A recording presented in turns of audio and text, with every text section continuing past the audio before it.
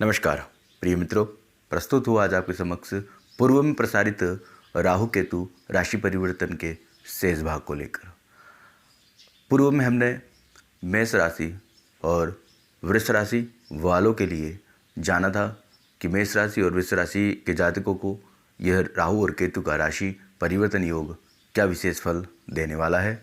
आज के इस कार्यक्रम में हम चर्चा करेंगे 4 राशियों की, और मिथुन राशि, कर्क राशि, सिंह राशि और कन्या राशि। तो आइए बिना विलंब के हम इसे प्रारंभ करते हैं। राशियों के क्रम में तीसरी राशि की हम चर्चा करेंगे, मिथुन राशि। मिथुन राशि वाले जातकों के लिए ये साल कैसा रहेगा?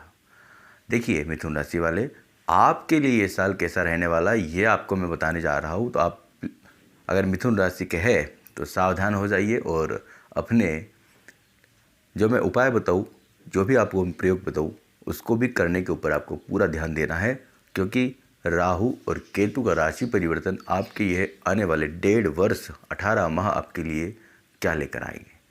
आइए मिथुन राशि वालों के लिए यह साल यदि देखें हम, तो इस समय आपके राशि से एकादश भाव में लाभ स्थान में राहु देव का गोचर है। इसके पूर्व में आपके द्वादश स्थान में राहु देव का गोचर था। तो लाभ स्थान में गोचर होने की वजह से राहु देव ये तो निश्चित है कि पूर्ण रूप से आपको अच्छा लाभ, जीवन में कहीं ना कहीं अप्रत्याशित लाभ आपको दिलाने वाले हैं, बड़ा लाभ। हाँ, क्योंकि एकादश भाव में राहु की उपस्थिति ये संकेत करती है कि आपको जीवन में कोई बड़ा लाभ होने वाला है। यदि आपकी जन्म पत्रिका में राहु केतु अच्छी स्थिति में है तो निश्चित तौर पर आपको बड़ा लाभ होगा ही होगा। अब चाहे वो लाभ किसी भी प्रकार से हो सकता है, आपको लाभ व्यापार से भी हो सकता है। यदि आप जॉब करते हैं तो जॉब को लेकर भी आपको लाभ की प्राप्ति हो सकती है। परिवार से भी लाभ हो सकता है। अप्रत्याशित जुआ सट्टा इत्यादि यदि आप निवेश करते हैं तो वहाँ से भी आपको अचानक से धन लाभ की प्राप्ति हो सकती है। राहु देव की पंचम दृष्टि आपके पराक्रम पर जाती है, तो पराक्रम पर दृष्टि जाने का मतलब राहु देव का अच्छा संबंध बनता है वहाँ से पराक्रम से, और पराक्रम में कहीं ना कहीं आपकी वृद्धि होगी, वर्चस्व में वृद्धि होगी, महत्वाकांक्षी प्रवृत्ति के आप इस समय बनेंगे, और अपने जो भी आपके अटके कार्य है या आप जो कार्य करने की सोच रहे उसमें आप कहीं ना कहीं वृद्धि करेंगे, तेजी लाएंगे, और रफ्तार आपकी जो है पकड़ेगी। तो आपका वर्चस्व बढ़ने वाला है पहले से कहीं ज़्यादा, और पराक्रम में वृद्धि होगी। आपका चहु और डंका बजने वाला है। मिथुन राशि वालों के लिए 2 स्थितियों में अच्छा है। पंचम भाव पर आपके दृष्टि रहेगी, सप्तम दृष्टि राहु देव की। तो यदि आप शेयर मार्केट में, जुआ सट्टा इत्यादियों में अगर निवेश करते हैं आप, तो यहाँ आपको अचानक से धन लाभ की स्थितियाँ भी बनती है। यदि आपका ये अवश्य नोट करना है, आपको ये देखना है कि राहु देव यदि आपके जन्म पत्रिका में अच्छी स्थिति में है तो ही आप जुआ सट्टा इत्यादि में आप निवेश करें, अन्यथा आपको नुकसान की स्थिति भी हो सकती है। तो यहाँ थोड़ा सावधान रहना है, किंतु फिर भी आपको लाभ की प्राप्ति अवश्य होगी। यदा कदा हो सकता है संतान से आपके, यदि वैवाहिक जीवन में है आप, यदि और आपके संतान है तो संतान को लेकर आपको कुछ चिंता हो सकती है। यदि संतान आपके बड़ी है, शिक्षा से संबंधित अगर वो पढ़ाई लिखाई कर रहे हैं बच्चे आपके, तो शिक्षा को लेकर विशेषकर आपको हो सकता है कि कुछ चिंताएं हो सकती है। यदि कुछ छात्र अफेयर्स वगैरह में है, छात्राएं अफेयर्स वगैरह में है, तो उनके लिए भी अच्छा समय नहीं है। यहाँ उनके प्रेम संबंधों में कहीं कहीं बिगाड़ की स्थिति बनती है, तो उन्हें भी थोड़ा सावधान होने की आवश्यकता है। राहु देव की यहाँ से सप्तम दृष्टि आपके दाम्पत्य जीवन पर पड़ेगी, वैवाहिक जीवन पर पड़ेगी, आपके साझेदारी पर पड़ेगी। अगर व्यापार में आप पहले से कई साझेदारी में है तो साझेदारी वाली स्थिति में आपको मन मुटाव की स्थिति देखने को मिल सकती है। साझेदारी आपकी पहले से अधिक ज़्यादा और विश्वास पात्र नहीं रह पाएगी, यहाँ टूटने की स्थिति आपकी बनती है। अपनी पत्नी से संबंध आपको बेहद मधुर रखने हैं, क्योंकि वहाँ मन मुटाव की स्थिति बनती है। और किसी भी तरह की कोई आप विदेश यात्रा करने की सोच रहे हैं, विदेश जाने का भी आपका योग इस समय का बनता है। और यह रही राहु की चर्चा। केतु देव आपके पंचम में तुला राशि में विराजमान है, तो पंचम में थोड़ा भ्रम की स्थिति आपको केतु देव यहाँ उत्पन्न करेंगे। जो गर्भवती महिलाएं हैं वो विशेष थोड़ा ध्यान रखें अपने सेहत को लेकर। या मिसकैरेज वगैरह की प्रॉब्लम भी राहु केतु कर देते हैं, तो थोड़ा सा सावधान आपको रहना है। और डॉक्टर से आप समय से समय चेकअप करवाते रहे, मिलते रहे, परामर्श लेते रहे। आध्यात्म में आपकी रुचि अवश्य बढ़ने वाली है, क्योंकि केतु देव पंचम के हैं और लगने में भी इनका संबंध रहेगा। तो आध्यात्मिक और धर्म को लेकर ही आपकी अत्यधिक रुचि बढ़ाने वाले हैं। इस चीज़ में आप पूर्ण रूप से विश्वास रखिए। केतु देव की सप्तम दृष्टि आपके लाभ स्थान पर जाएगी। अगर जन्म के केतु आपके अच्छे हैं, अच्छी स्थिति में है कुंडली में, तो ये आपको प्लस पॉइंट है आपके लिए, क्योंकि राहु भी लाभ में है और केतु भी पूर्ण रूप से लाभ स्थान को देखते हैं। तो राहु और केतु दोनों ही मिलकर आपको अप्रत्याशित रूप से लाभ देने वाले हैं। लगन पर केतु देव की दृष्टि है। कुछ निर्णयों में आपको हो सकता है ये भ्रम की स्थिति उत्पन्न कर दे, कुछ कार्यों में आपको भ्रम की स्थिति उत्पन्न कर दे। तो यहाँ आपको थोड़ा सा, जो भी आप निर्णय लेते हो, पारिवारिक निर्णय हो, आपका व्यापार का निर्णय हो, कुछ भी निर्णय हो, उनमें आपको थोड़ा सावधान रहना है। बाकी आपके अभी 70% में अगर कहूँ मिला जुला कर, तो राहु और केतु की शुभ और अच्छी स्थिति आपको मिलने वाली है। यह राशि परिवर्तन आपके लिए बेहद अनुकूल रहने वाला है मिथुन राशि वालों के लिए। अब बात करते हैं हम राशियों के क्रम में चौथी राशि कर्क राशि। कर्क राशि वालों के लिए यह राहु और केतु का राशि परिवर्तन योग कैसा रहने वाला है, तो आइए। कर्क राशि वालों, आपके राशि से दसम भाव में, मेष राशि में राहु देव का संचरण होने वाला है। तो देखिए, दसम भाव में राहु का संचरण हो रहा है, अच्छी बात है। दसम भाव का राहु भी अच्छा श्रेष्ठ माना जाता है। किंतु आपको यहाँ मान लीजिए, अगर आप पॉलिटिक्स में है, राजनीति इत्यादि में आप रुचि रखते हैं, तो यह समय आपके लिए अद्भुत है, अच्छा है, श्रेष्ठ है। यहाँ आपके कार्य क्षेत्र में कुछ बाधाएं आपको देखने को मिल सकती है। जॉब में और आपके कार्य क्षेत्र में बदलाव की स्थिति भी आपको करनी पड़ सकती है इस समय। पिता से संबंध आप हो सके तो मधुर रखें, अन्यथा कड़वाहट की स्थिति भी यहाँ बनती है। सरकारी कार्य में आपको बड़ा सावधान रहना है। कोई भी सरकारी कामकाज है, आपको उसमें बेहद सावधानी से कार्य करना है, नहीं तो यहाँ आपको नुकसान की स्थिति बनती है। राहुदेव का यहाँ से पंचम दृष्टि जो है राहुदेव की, वो आपके सेकंड हाउस में जाती है। धन संचय, आर्थिक मामले, कुटुंब, वाणी स्थान पर जाती है। तो राहुदेव की यहाँ दृष्टि जाना, सिंह राशि पर दृष्टि जा रही है, तो यहाँ भी आपको थोड़ा वाणी पर संयम बरतना है, बिल्कुल। और धन संचय जो है आपका, सेविंग्स जो है आपकी पूंजी है, उसमें कमी आ सकती है। तो आर्थिक मामलों का निर्णय आपको सोच समझ कर करना है। कुटुंब से मतभेद की स्थिति बनती है, तो कुटुंब में भी आपको परिवार को मेल जोल बढ़ाना है और मिलकर साथ चलना है। जो भी आप निर्णय लो वो सबके पक्ष में हो, ये आपको अवश्य ध्यान रखना है। इसके अलावा राहुदेव का यहाँ से सप्तम दृष्टि यदि देखें हम, तो चतुर्थ भाव में जाती है। तो ज़मीन से जुड़े, प्रॉपर्टी से संबंधित कोई भी कार्य है आपके, उनमें भी थोड़ा आपको ठीक से और सही तरीके से आप सोच समझकर निर्णय करें। माता के स्वास्थ्य को विशेष आप ध्यान में रखें। स्वास्थ्य माता का थोड़ा रुग्ण रहेगा, तो आपको बिल्कुल थोड़ा सावधान रहना है माता को लेकर। इसके अलावा यदि हम बात करें, तो आपकी नवम दृष्टि राहुदेव की है, छठे घर में जाएगी। तो यहाँ आपको राहुदेव कुछ अच्छे और बढ़िया परिणाम भी देखने को मिल सकते हैं, क्योंकि छठा घर अपना होता है शत्रुओं का। शत्रुओं पर आपको विजय हासिल होगी, किंतु गुप्त शत्रु आपको परेशान करेंगे। चोट चपेट इत्यादि की भी स्थिति बनती है। केतुदेव आपके चतुर्थ भाव में है, माता के स्वास्थ्य को लेकर विशेष चिंता है। थोड़ा सा ध्यान रखें माता जी का, माता को प्रसन्न रखें, माता को खुश रखें। और चतुर्थ भाव में अकारण ही परिवार में कलह की स्थिति उत्पन्न हो सकती है। तो आप परिवार में रहते हैं, साथ में परिवार के साथ रहते हैं, तो यहाँ इन मामलों में आपको थोड़ा सावधान रहना है। परिवार में शांति का माहौल कैसे बने, इस विषय पर आपको ध्यान देना है। केतुदेव की पंचम दृष्टि अष्टम भाव पर जाती है, तो इसके चलते अकारण ही पेट से संबंधित कोई हो सकता है बीमारी आपको हो जाए, पायल्स की प्रॉब्लम हो जाए, तो पेट से संबंधित आपको परेशानी हो सकती है। और इस मामलों में स्वास्थ्य को लेकर आपको थोड़ा सा सचेत रहना, सावधान रहना है। केतुदेव की सप्तम दृष्टि दसम भाव पर जाएगी आपकी, तो कार्य क्षेत्र में बदलाव की स्थिति, मैंने बताया कि भी अभी आपको कि कार्य क्षेत्र में बदलाव की स्थिति आपको देखने को मिल सकती है।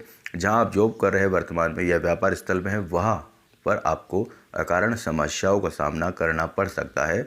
आर्थिक स्थिति में रुकावट की स्थिति आपकी बनती नज़र आती है, तो यहाँ थोड़ा आपको सावधान रहना है। केतुदेव की आपके नवम दृष्टि जो है द्वादश भाव पर जाएगी, तो अकारण ही आपके खर्चे आपके हो सकते हैं, हॉस्पिटलाइज खर्चे आपके हो सकते हैं।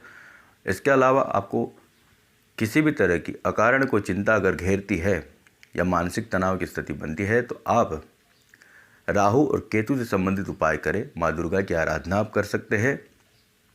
मंगलवार के दिन हनुमान जी की उपासना आप करें, हनुमान चालीसा का पाठ आप करें, और आवारा कुत्तों को और मछलियों को दाना इत्यादि आप खिला सकते हैं, और राहु केतु का दान आप कर सकते हैं।